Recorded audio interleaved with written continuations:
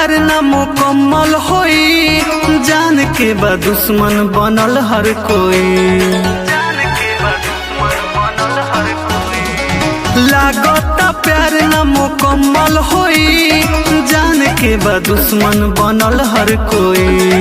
ये जानी बुझे हा कि तोहरा हम दुनिया से डर जाए रे पगला होए तोर पगले तोर बिना तड़प के मर जाई रे पगला होए तोर पगले तोर बिना तड़प के मर जाई।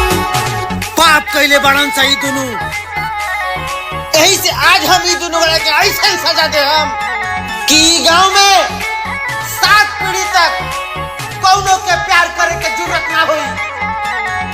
लटकावा सही दुनू वाला के गाछी में।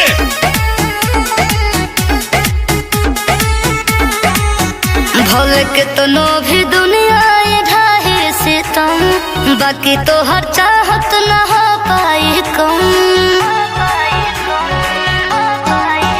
इश्क में आग सौभे लगावतर, यार प्यार नहीं दुनिया के भावतर।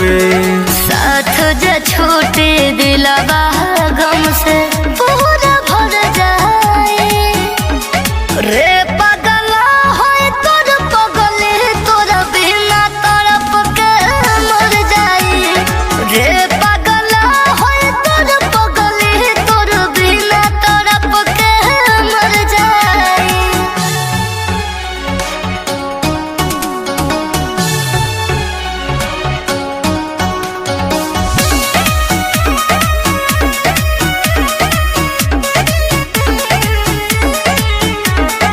बने रंगाइल नवीन तोहरा रंग में, तोहरे बना सा चढ़ल रंग में।